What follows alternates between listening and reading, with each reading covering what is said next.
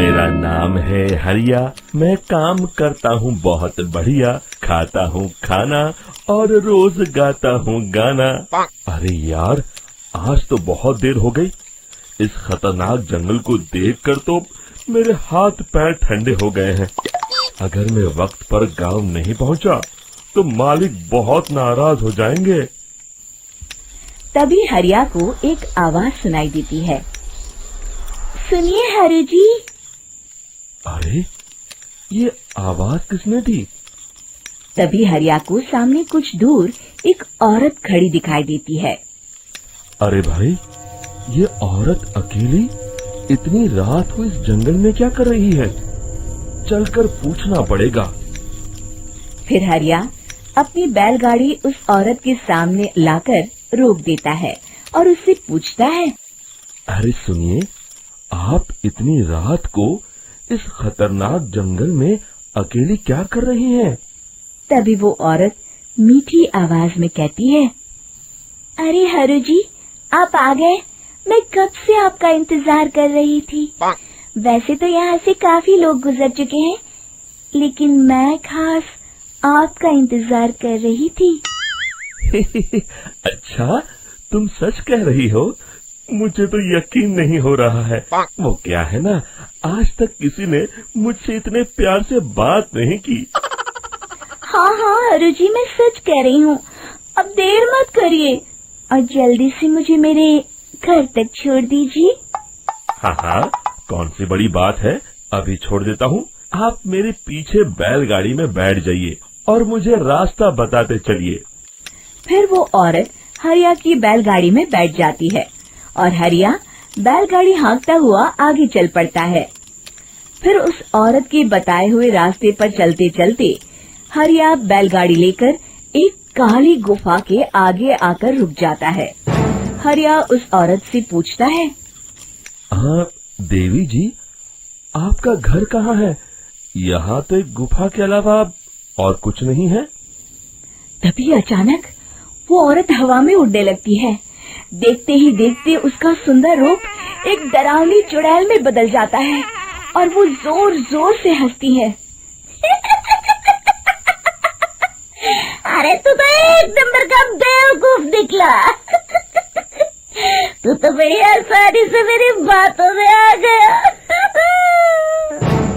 अरे मर गया रे, ये तो एक चुड़ैल है। हे भगवान बचा ले, ये तो बड़ी डरावनी दिखाई दे रही है। और फिर अगले ही पल हरिया की बैलगाड़ी में रखा सारा सामान हवा में उड़ता हुआ उस काली गुफा के अंदर चला जाता है और वो चुड़ैल भी उस गुफा के अंदर जाकर कहीं गायब हो जाती है। हरिया ये नजारा देख बुरी तरह घबरा और परेशान हो जाता है। अरे, ये चुड़ैल तो मेरा सारा सामान लेकर गुफा में गायब हो गई। अब क्या होगा?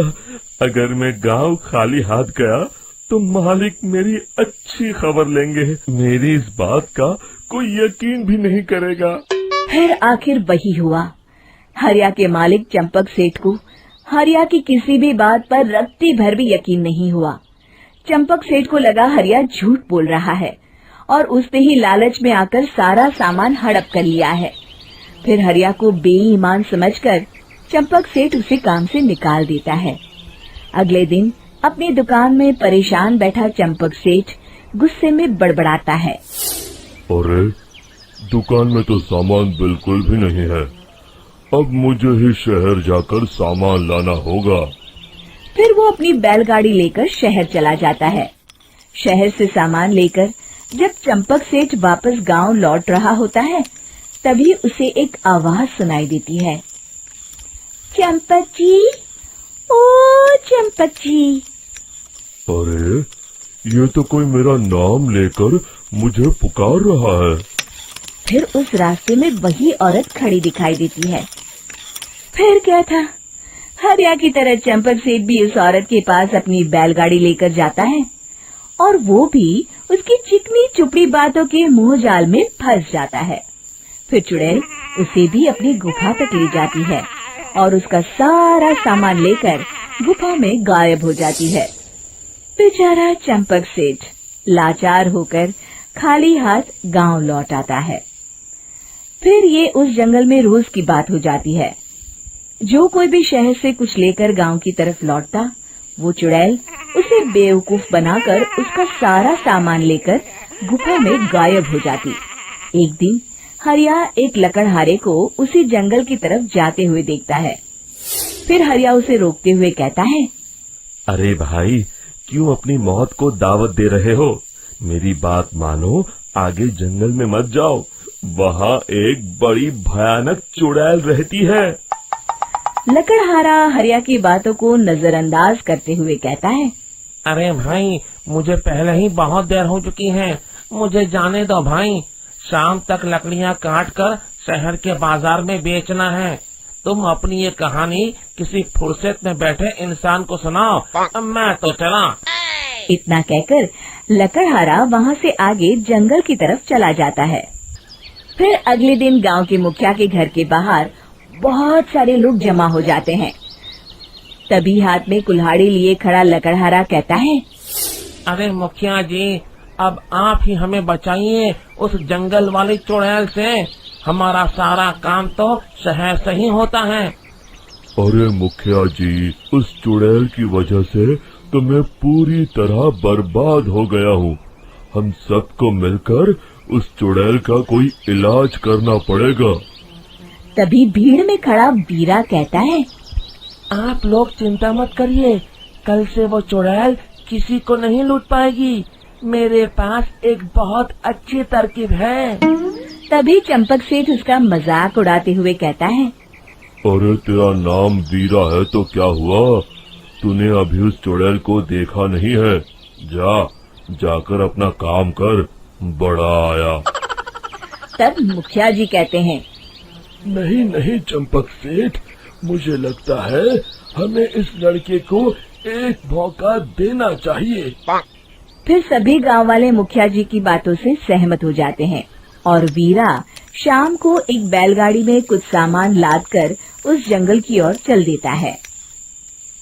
वीरा, ओ वीरा, कहाँ जा रहा है? तभी वीरा मुड़ के देखता है, वही चुड़ैल एक औरत के रूप में खड़ी है। अरे बहन जी, मैं आपको ही ढूंढ रहा था। देखिए, मैं आपके लिए क्या लाया हूँ। हैं? अरे वाह, तो खुद मेरे लिए इतना सामान लाया है। तू ही अकेला गांव में समझदार है। जरा देखो, मैं भी खोल के, बड़े भूख लगी है। जैसे ही चुड़ैल उस सामान पर से कपड़ा हटाती है, एक भगवान शिव की तेज रोशनी उसके अंदर मूर्ति से निकलती है और चुड़ैल अपने असली रूप में आकर जलने लगती है। अरे मैं जल रही हूँ, बचाओ! बचाओ! ओम नमः शिवाय, मर गई मैं! देखते ही देखते वो चुड़ैल राख के साथ उड़ जाती है और सभी गांव वाले भी वहां जाते हैं। शिक्षा बुराई पे सदा अच्छाई की ही जीत होती है।